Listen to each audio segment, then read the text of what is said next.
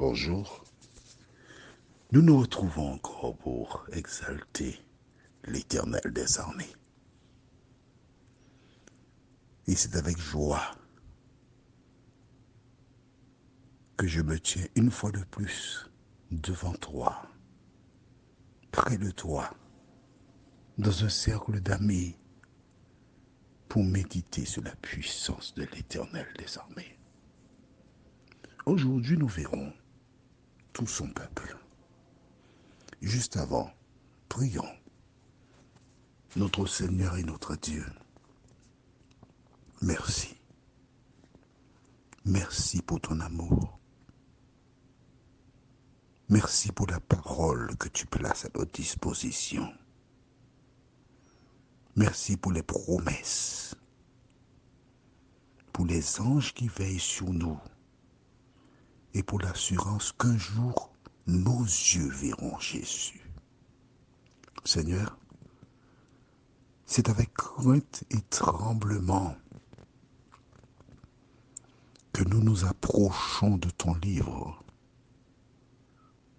Merci de continuer de nous éclairer, de nous conduire dans toute la vérité et que nous puissions, Éternel,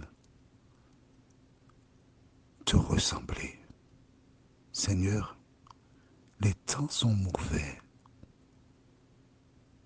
mais nous réalisons que ta parole est la bouée de sauvetage qui permet aux rescapés d'arriver à bon port.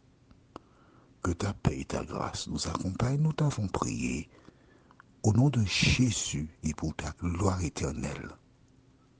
Amen. Rappelle-toi, Pharaon convoqua les deux sages-femmes. À leur arrivée, le Seigneur avait déjà placé sur leurs lèvres les paroles qui désarmeraient Pharaon.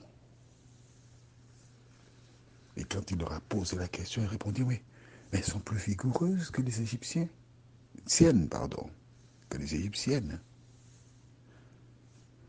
En quelque part, elle indique déjà à Pharaon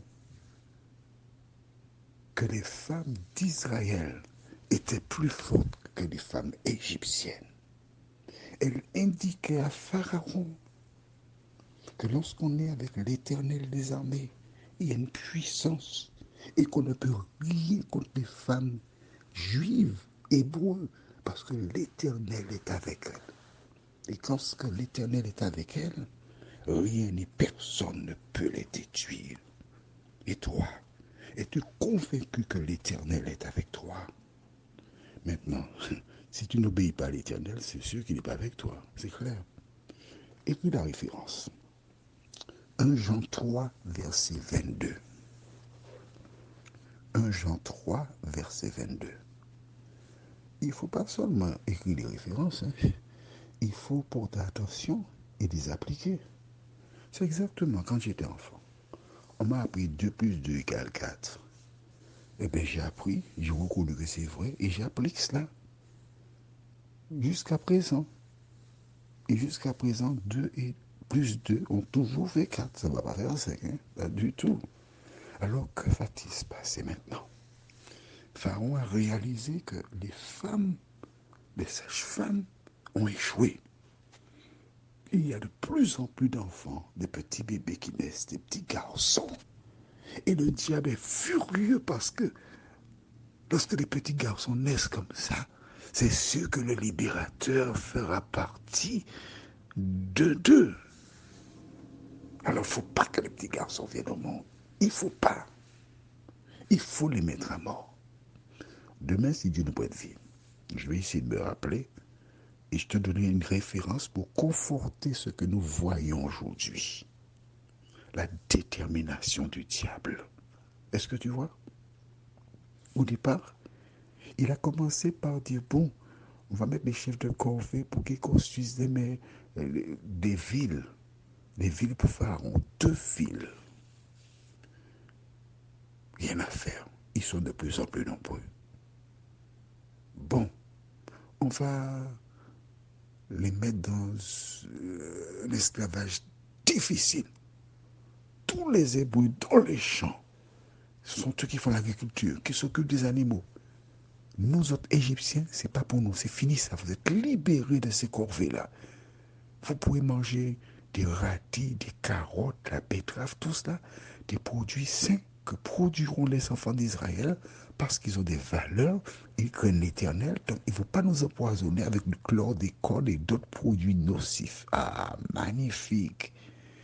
Et voici donc les Égyptiens qui sont chez eux, il fait chaud, et le dit à son esclave hébreu, va me cueillir 2 cocos, parce que j'ai soif. Et voilà, les cocos sont cueillis, coupés, mis en bouteille, apportés. Voilà mon maître. Oh, la vie est belle. J'ai envie de manger une igname. L'igname jaune, c'est bon. J'aime tellement cela, l'igname jaune. Ou l'igname blanc. Après, on appelle ça l'igname poule portugaise.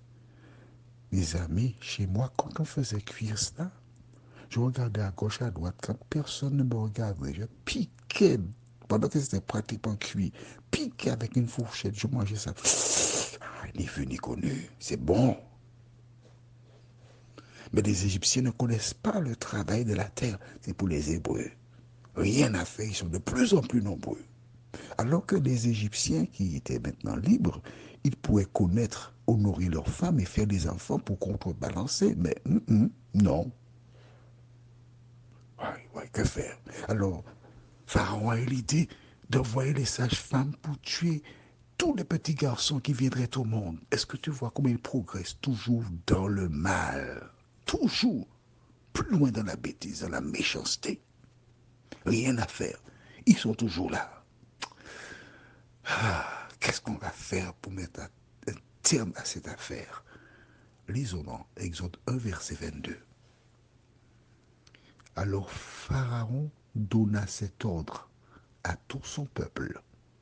Vous jetterez dans le fleuve tout garçon qui naîtra et vous laisserez vivre toutes les filles. Mon Dieu, quelle loi scélérate! Aujourd'hui encore, plusieurs parlements votent des lois scélérates. Là, Pharaon va embaucher tous les Égyptiens.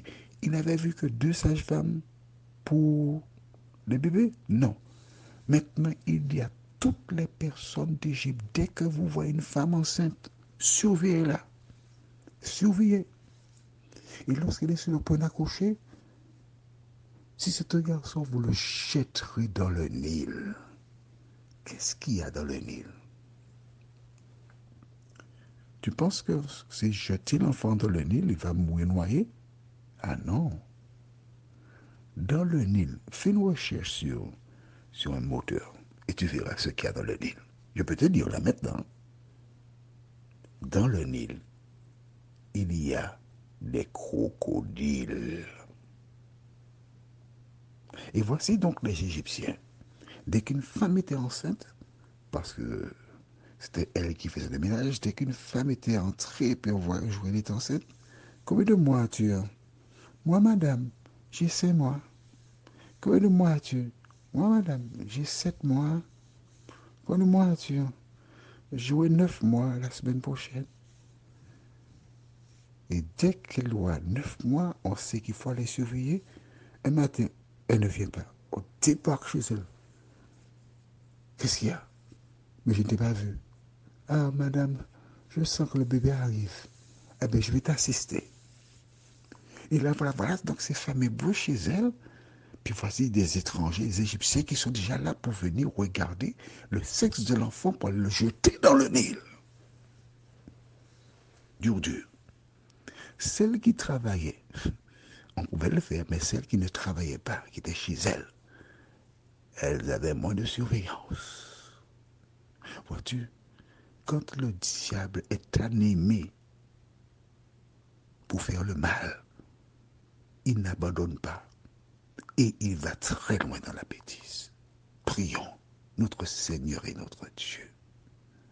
Voici une loi scélérate. parce que l'ennemi n'abandonne jamais. Éternel, nous reconnaissons que nos vies ne sont rien, mais qu'en toi nous avons toutes choses. Merci de nous garder. Merci de nous bénir. Merci de nous aider jour après jour à nous souvenir que quelles que soient les lois qui sont votées, tu te tiens près de tes enfants et tu les protèges toujours. Merci pour la parole. Nous t'avons prié au nom de Jésus pour ta gloire éternelle. Amen. Que l'Éternel continue de te bénir. Et à demain, si Dieu nous prête vie.